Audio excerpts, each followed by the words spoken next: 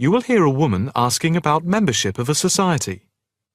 First, you have some time to look at questions 1 to 4.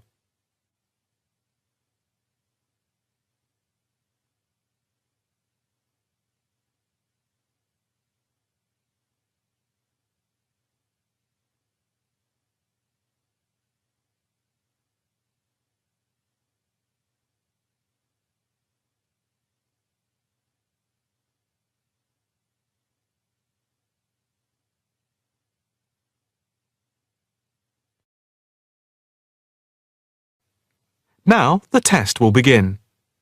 You should answer the questions as you listen, because you will not hear the recording a second time. Listen carefully and answer questions 1 to 4. Hi. I'd like some information about joining the International Arts Society. That's no problem. What exactly can I help you with? First of all, I'd like to know about the membership fee. Well, there are 2 types of membership. Can you tell me what they are? First, there is lifetime membership, which means that you can have access to all the facilities at the Society itself and all exhibitions. Plus, you can have discounts to various events at affiliated arts organisations here and abroad. And on top of that, you can use the lifetime members' room. How much is that type of membership? Well, the lifetime membership fee is £1,537. OK. It's rather a lot to pay in one go. What about the other membership? The ordinary membership, that's £193 per year. That sounds a bit more reasonable. What does that entitle you to? You can visit the Society, including the exhibitions, the library, and follow the arts programmes on weekdays during the opening times from 10 a.m. to 9 p.m. and at the weekend between 10 a.m. and 5 p.m. On Saturday, if there's a special event like a lecture or restricted showing of an exhibition, then it opens until 9 p.m. So, what is the difference between this and the lifetime membership? In the long run, you save money as you're making a one-off payment, and you have exclusive use of the lifetime members' room. OK. What arts programmes do you run? Well, the Society has a very extensive programme to cater for all tastes. There's a series of exhibition rooms for the permanent collection of paintings, watercolours and sculpture. And then there's a new exhibition area which opened at the beginning of the year. And we run a series of courses and lectures to go with the exhibitions. Can I ask about the lectures? What is scheduled for this year? The latest list is in this leaflet. Oh, yes. That looks very good. Are all the exhibitions, etc., free if I join? Yes, everything is free. That's fair enough. I think in that case I'll join. Before you hear the rest of the conversation, you have some time to look at questions 5 to 10.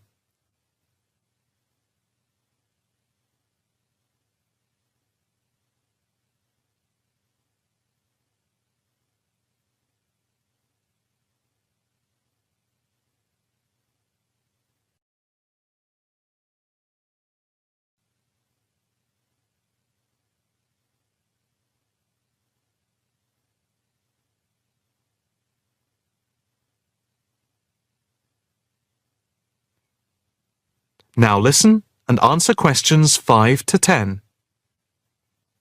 I just need to take your name, address and telephone number. First, your name. Margaret Rochester. I take it that's R-O-C-H-E-S-T-E-R? Yes, that's it. And the address? It's 55 Stone Avenue. OK. Avenue. And the postcode? Let's see. It's MA7 4PQ. And a daytime telephone number? Can I give you my work number? Yeah, that's fine. It's 0207 895 2220 and the extension is 6633. Can I pay by credit card? Yes, of course. Do you want to pay for the full year at one time or by monthly instalments? You pay £4 extra a month if you pay by instalments. OK. I think I'll pay by monthly instalments. Right. If you just complete this form, then we can set up the monthly payments. OK. If you just put your PIN number in the machine, I can deduct the first month's payment. Right. That's gone through. Here's your card. I now just need to take your photograph over here, and then I can put it on your membership card. OK. That's it. I'll just print out your membership card. Right, here you are. Thank you. By the way, can I bring any friends to the Society exhibitions and lectures? With the ordinary membership, we can issue a day pass once a fortnight, which allows you to bring a friend in. But you have to accompany them. Thank you. Can I go in now? Yes, you just swipe your card here. That is the end of Section 1. Now turn to Section 2. Section 2. You are going to hear an orientation talk. First, you have some time to look at questions 11 to 15.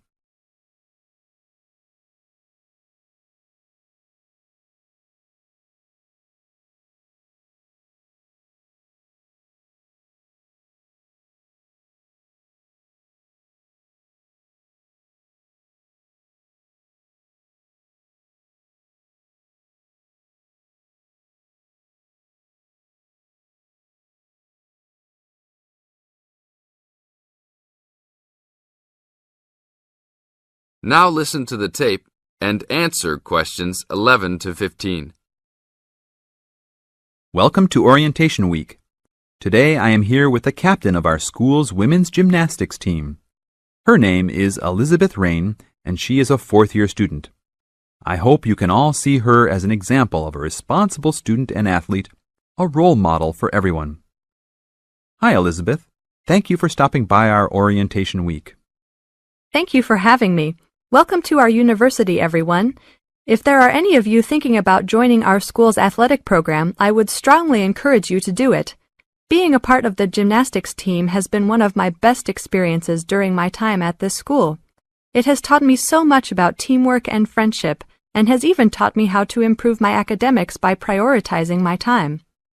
I have some questions that I am sure the students will want to know the answers to as well. First of all, how did you find the time to do well in classes as well as train for gymnastics?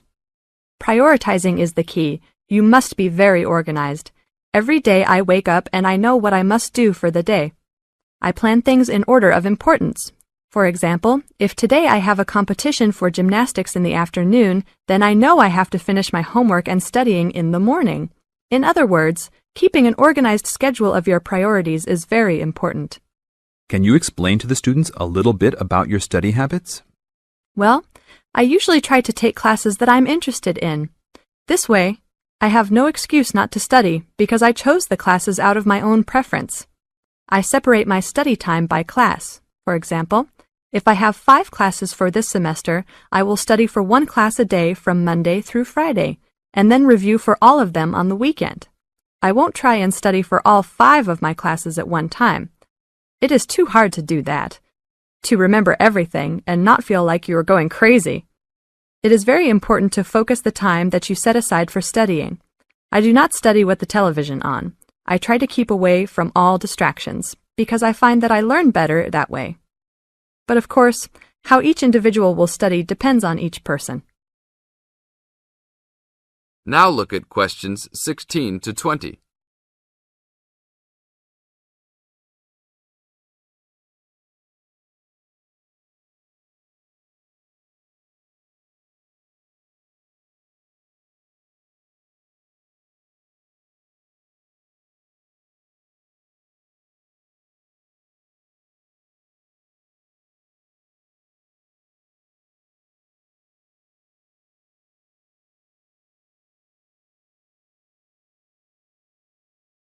Now listen to the tape and answer questions 16 to 20. That sounds like good advice.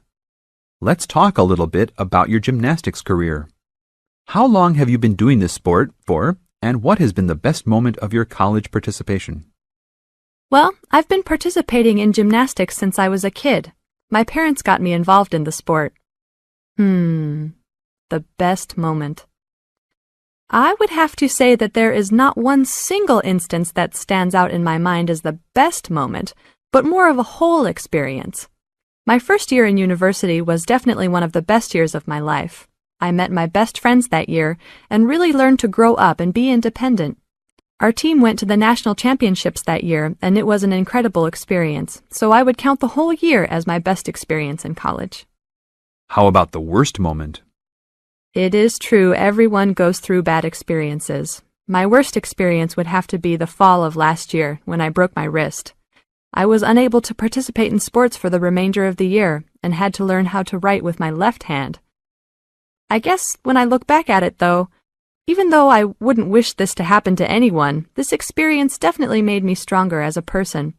It taught me to look at life with a new perspective and to really value the friends and family that are important and close to me. Thanks for your time, Elizabeth. Do you have anything else you want to tell the new students?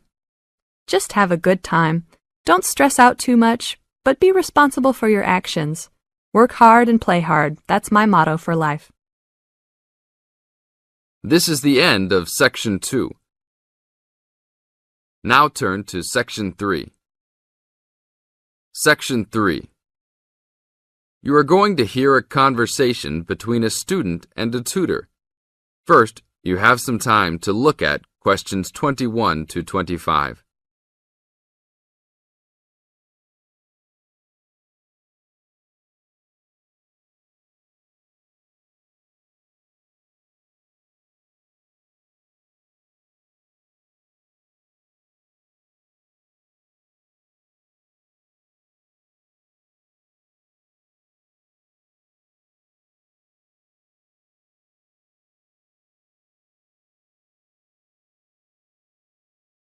Now listen to the tape and answer questions 21 to 25.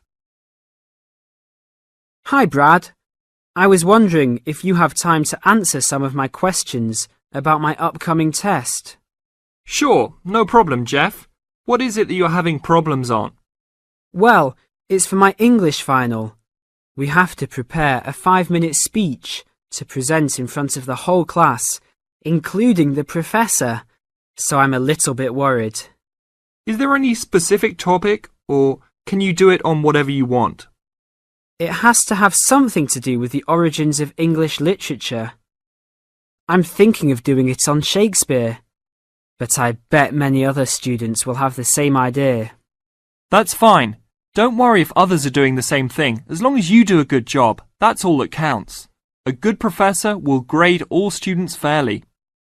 You really think so? I suppose Shakespeare is the most famous author, so it should be fine. Besides, Shakespeare has so many works. You only have to choose a couple of them and talk about those. I guess you're right. Do you have any advice about how to prepare a speech? First, you need to select your topic. Have you done this yet? Yes, I have lots of information on Shakespeare. Good. Next, you should do a research on a specific topic.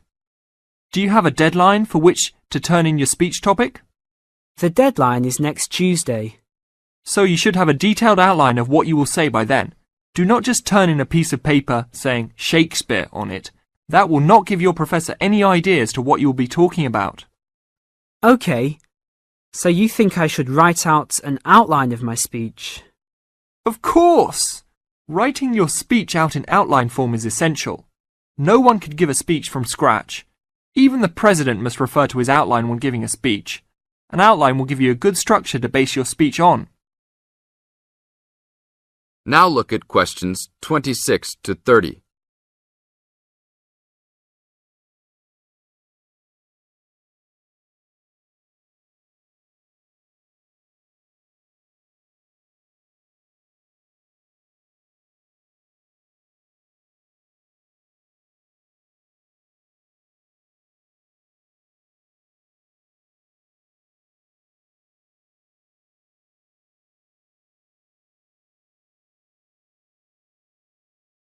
Now listen to the tape and answer questions 26 to 30. That's true. I was thinking that I would do an outline last, after I figured everything out. But I think your idea is better. What should I do after I have an outline prepared? You should then write the speech out, word for word, what you're going to say. This is so you'll have a firm idea of what you will say. It doesn't mean that the speech you will give will be exactly the same, but at least you have a fairly good idea what the final product will be. At this point, I can read it over for you if you want. Really? That would be great. I would appreciate that so much. No problem. Once you write it out, the next step is to practice giving the speech. At first, you can do it in front of the mirror, so you can see your expressions in your presentation. After that, you should practice giving your speech to some friends. I can listen to it for you too. That's a great idea. I really owe you a big favour then. Sure, you can do my Latin homework for me. Just kidding. Seriously, don't worry about it. I can help you with anything you need. So when is the speech due? Well, the speech topic is due next Tuesday. The speech itself will be due next Friday. I can help you any time you want because I have no tests this next week. Besides, I'm an English major and Shakespeare is one of my favourite authors, so helping you out will be no big deal. Thanks so much. Well, I'm going to the library to get started on all this. I'll call you tomorrow. See you tomorrow then. This is the end of Section 3. Now turn to Section 4. Section 4. You'll hear a lecturer talking to a group of science students. First, you have some time to look at questions 31 to 34.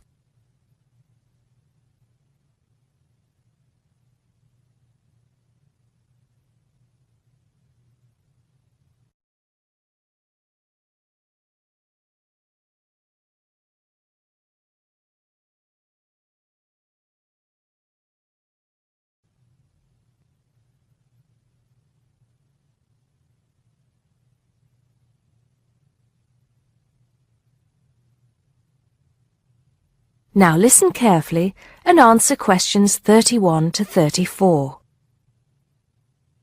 Good morning, ladies and gentlemen, and welcome to the science faculty.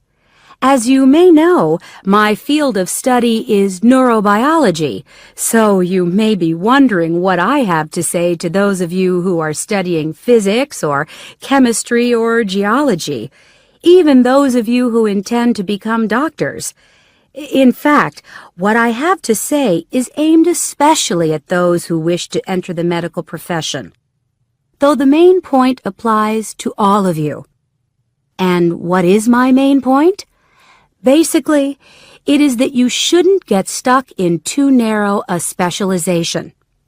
What I mean is, too often doctors and scientists become experts on one small aspect of their subject and neglect the rest.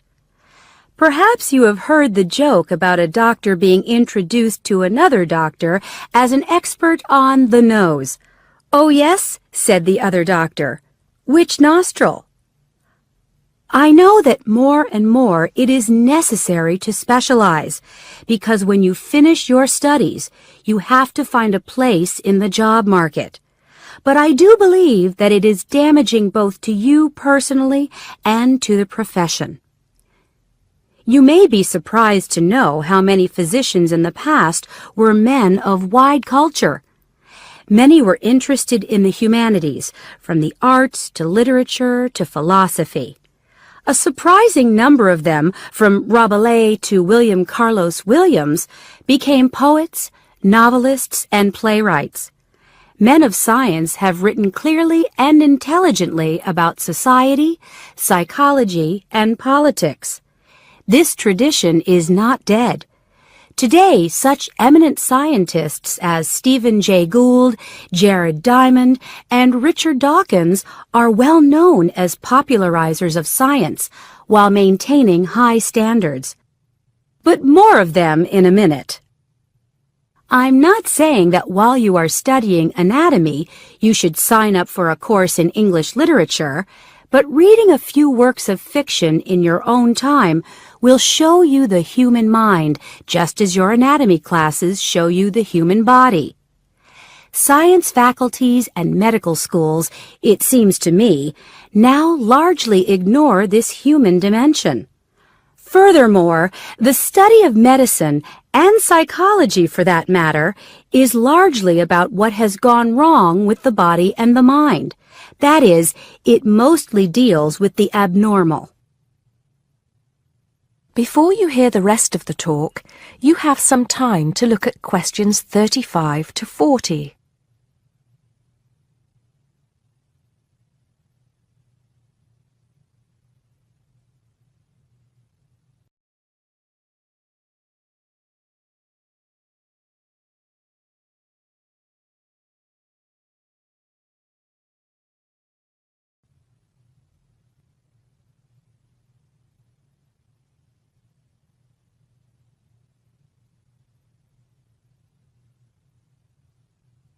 Now listen and answer questions 35 to 40. So, to try and correct this situation, if only in a small way, I have come up with some extra reading for you to do. Don't worry, I wouldn't have chosen them if I didn't think they were enjoyable as well as interesting. The first on my list I'm sure you've all heard of, even if you haven't read it. It's Bill Bryson's A Short History of Nearly Everything. Now, don't turn your noses up at it just because it's now officially a school book and is written to entertain as well as inform. In fact, I've found it a very good bedside book. Next come a couple of the writers I mentioned earlier. Any collection of essays by Stephen Jay Gould is worth reading.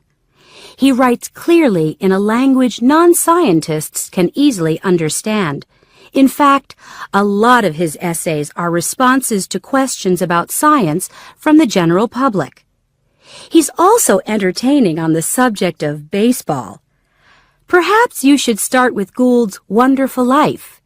He writes brilliantly about natural history and shows how much imagination and excitement there is in scientific discovery.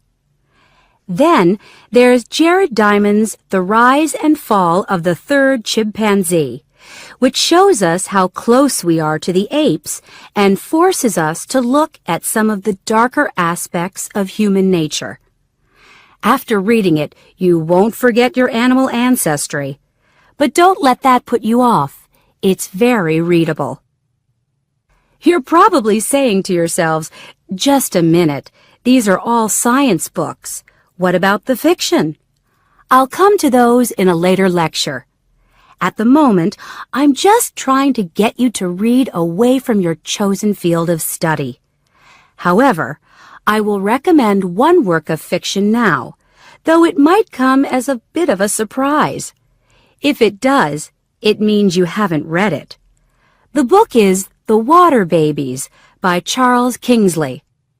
I can see I have surprised you.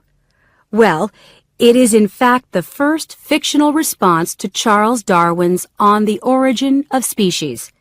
Yes, it is a children's book, but full of surreal fantasy and wit.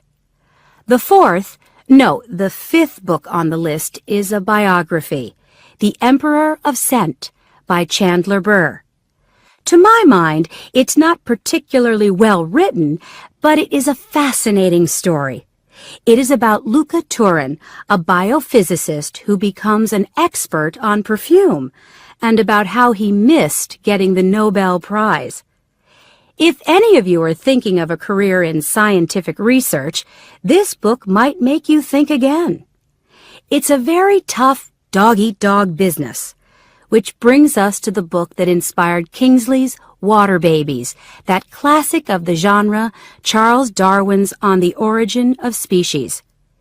If you haven't read it already, perhaps you shouldn't be here. If you have, it won't hurt to read it again. Or if you prefer, read his The Voyage of the Beagle, which, as well as being of interest to any natural historian or anyone interested in scientific method, also makes a great travel book. Well, I think that's enough to be going on with, and I can see that it's time to finish up. So please bear in mind, throughout whatever course you are studying, not to neglect other aspects of your wider, non-academic education. Thank you. That is the end of Section 4. You now have half a minute to check your answers.